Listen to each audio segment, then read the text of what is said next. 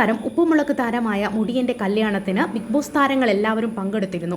അവിടെ വെച്ച് big boss താരങ്ങളായിരുന്ന big ബോസിൽ ചങ്ങാതിമാരായിരുന്ന പൂജയും സിബിനും വഴക്കായിരുന്നു.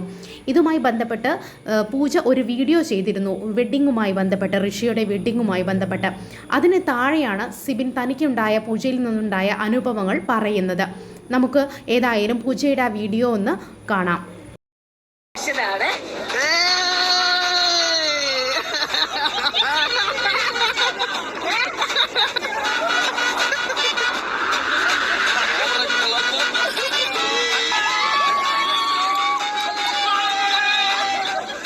ഈ വീഡിയോയ്ക്ക് താഴെയാണ് സിബിൻ ഇങ്ങനെ ഒരു കമൻ്റ് ഇടുന്നത്.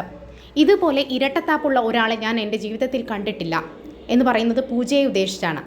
ഷോക്കുള്ളിലാണെങ്കിലും അത് കഴിഞ്ഞ് പുറത്തിറങ്ങിയും എന്നോട് ജാസ്മിനെക്കുറിച്ച് ഏറ്റവും കൂടുതൽ കുറ്റം പറഞ്ഞ ആളാണ് പൂജ. അവളുടെ ഹിസ്റ്ററി മൊത്തം തപ്പിയെടുത്ത് എന്നോട് വിളമ്പിയതും പൂജയാണ്.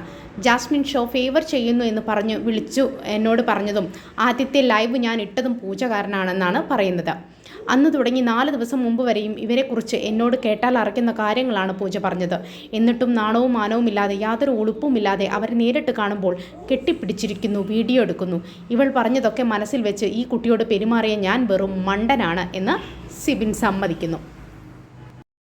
ഷോയിലെ മറ്റൊരു താരമായിരുന്ന അർജുൻ ഉണ്ടായിരുന്ന ഡീഗ്രേഡിന് പിന്നിലും പൂജയായിരുന്നു എന്നാണ് സിബിൻ പറഞ്ഞു വയ്ക്കുന്നത്.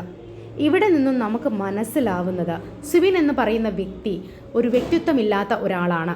കൃത്യമായിട്ടും അയാൾക്ക് മറ്റുള്ളവരെ ജഡ്ജ് ചെയ്യുന്നത് മറ്റുള്ളവർ പറയുന്ന അഭിപ്രായങ്ങളാണ്. അയാൾക്ക് സ്വന്തമായി അഭിപ്രായമില്ല എന്നാണ്. ഇവിടെ സിബിൻ സ്വയം കരിവാരി തേക്കുകയാണ്. എന്തായാലും മണിക്കൂറുകൾക്കകം തന്നെ ഈ വീഡിയോയ്ക്ക് താഴെ വന്ന സിബിൻ്റെ ഈ കമൻറ്റ് പിന്നീട് പൂജ ഡിലീറ്റ് ചെയ്യുകയാണ്. പൂജയോ സിബിനോ ആരോ ഡിലീറ്റ് ചെയ്യുകയാണ് ഉണ്ടായത്. എൻ്റെ ചാനൽ ഇഷ്ടപ്പെട്ടെങ്കിൽ ഒന്ന് സബ്സ്ക്രൈബ് ചെയ്യണം. താങ്ക്